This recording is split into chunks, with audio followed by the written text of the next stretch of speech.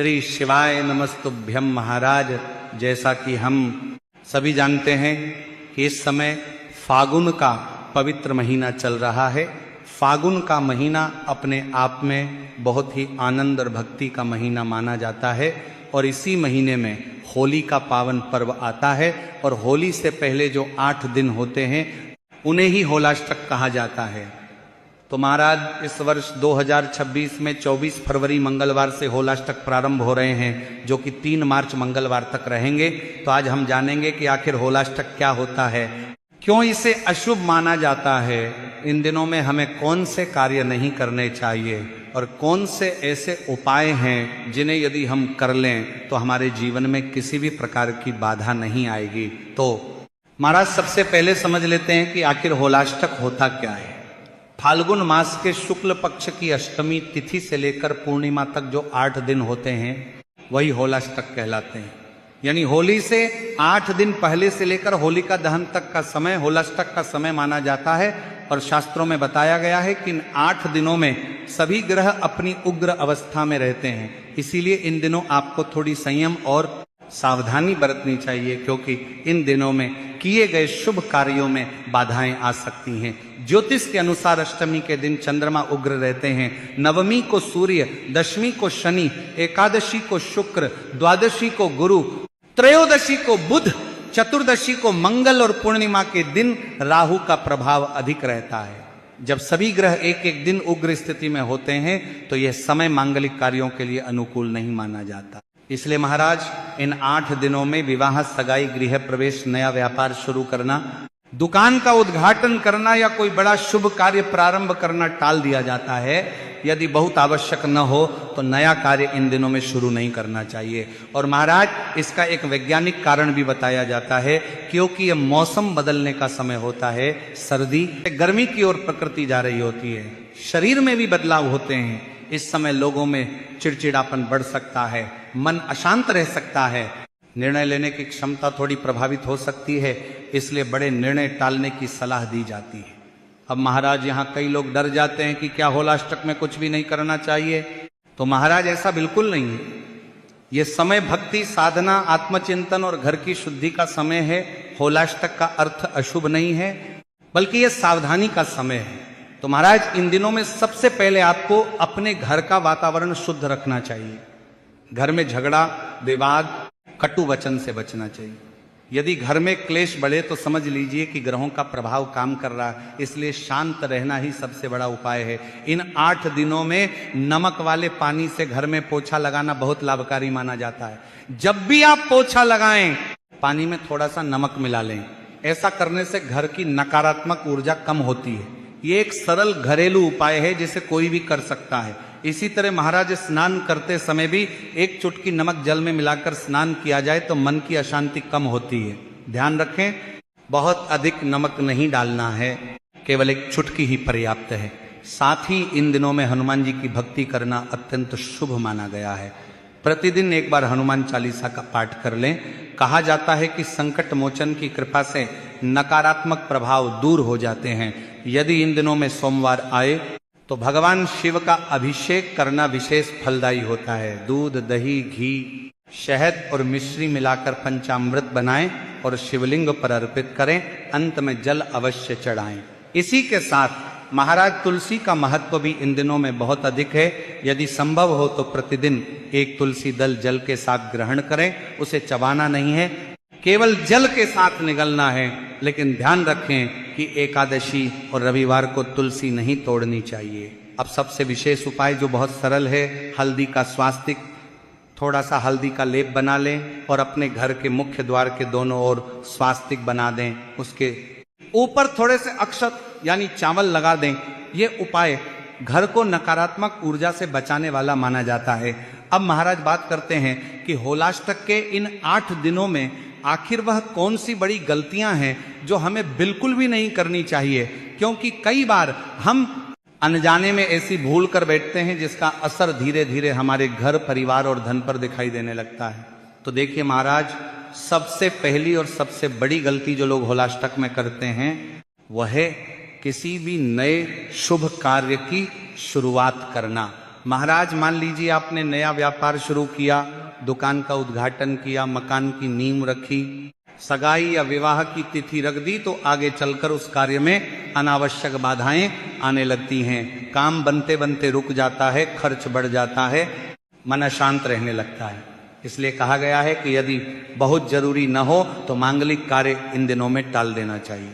अब महाराज दूसरी बड़ी गलती जो कई लोग करते हैं वो है घर में झगड़ा और कटु वचन बोलना। होलाष्टक के दौरान वातावरण थोड़ा संवेदनशील माना जाता है। इस समय छोटी सी बात भी बड़ी बन सकती है।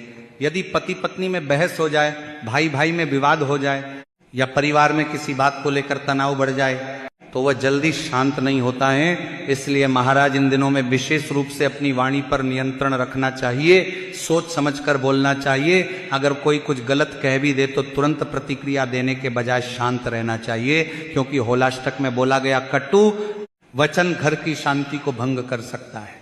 तीसरी बड़ी गलती है घर की सफाई और शुद्धता की अनदेखी करना।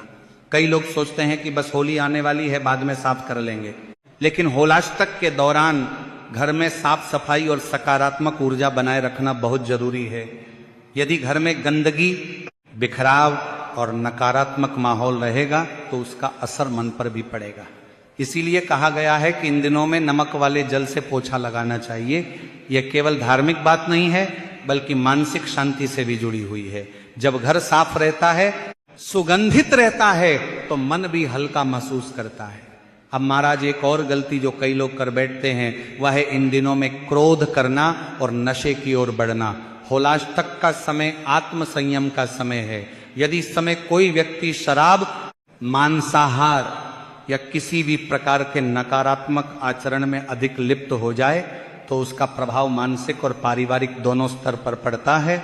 इसीलिए इस समय जितना हो सके सात्विक भोजन करें, भगवान का स्मरण करें और अपने मन को शांत रखें। यह समय होली की तैयारी का समय है, आनंद की तैयारी का समय है। यदि हम इन 8 दिनों को संयम से बिताते हैं तो होली का पर्व भी सुख और शांति से मनाया जाता है।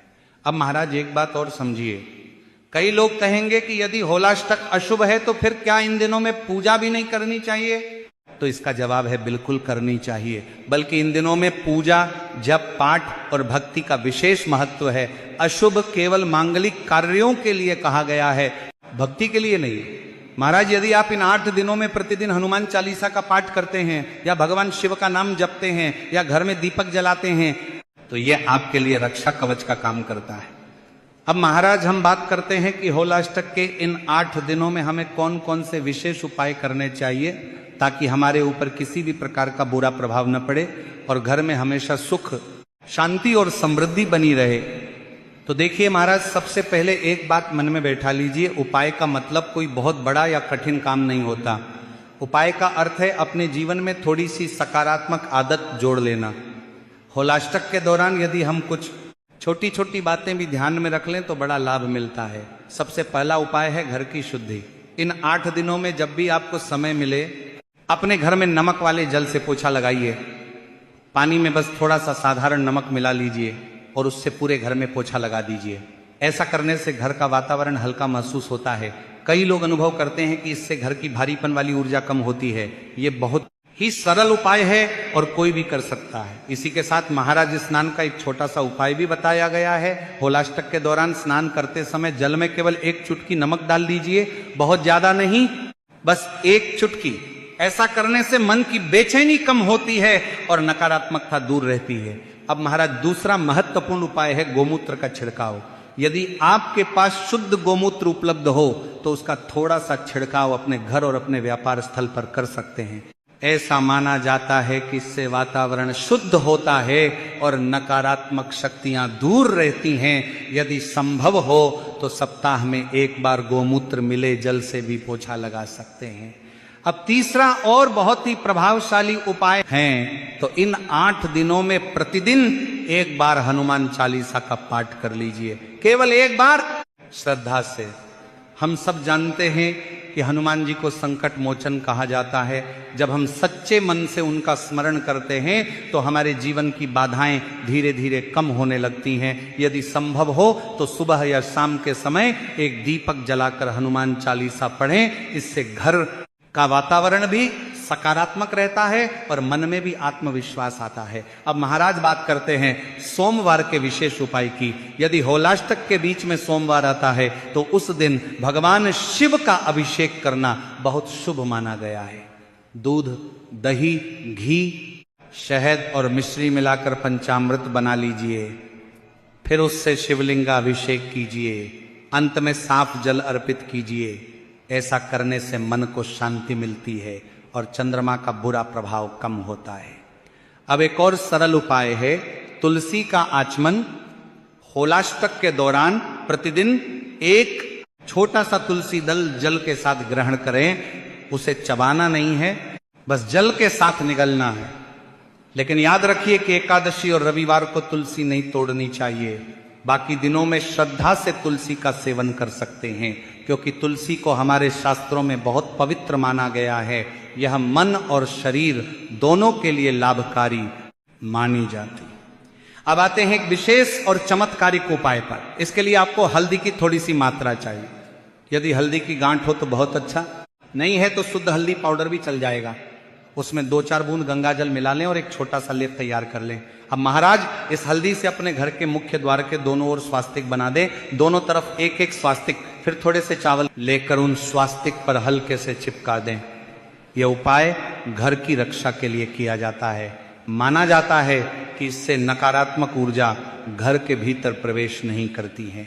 इसी के साथ महाराज यदि आप इन 8 दिनों में सुबह उठकर केवल 5 मिनट भी ओम नमः शिवाय का जप कर लें तो भी बहुत बड़ा लाभ होता है। भगवान का नाम ही सबसे बड़ा उपाय है। तो देखिए महाराज, होलाष्टक का अर्थ डर नहीं है, होलाष्टक का अर्थ है सावधानी। जैसे परीक्षा से पहले विद्यार्थी थोड़ा अधिक ध्यान देता है, वैसे ही होली से पहले ये 8 दिन हमें अपने जीवन को थोड़ा संभालने का अवसर देते हैं। इन दिनों में ग्रहों की उग्रता की बात कही गई है, लेकिन इसका मतलब यह नहीं कि कोई अनर्थ निश्चित है। इसका मतलब यह है कि यदि हम लापरवाही करेंगे, जल्दबाजी करेंगे, क्रोध करेंगे तो उसका असर जल्दी दिखाई देगा। इसलिए शास्त्र हमें पहले ही सावधान कर देते हैं कि इन दिनों में संयम रखें। तो महाराज आप सभी को भी 24 फरवरी से 3 मार्च तक यानी कि होलाष्टक के इन 8 दिनों तक विशेष ध्यान रखना चाहिए, क्योंकि इन दिनों वातावरण में नकारात्मक ऊर्जा अधिक रहती हैं। यदि आपको यह जानकारी उचित लगी हो तो वीडियो को लाइक करें, चैनल को सब्सक्राइब करें और कमेंट बॉक्स में ओम नमः शिवाय या हर हर महादेव जरूर लिखें। धन्यवाद।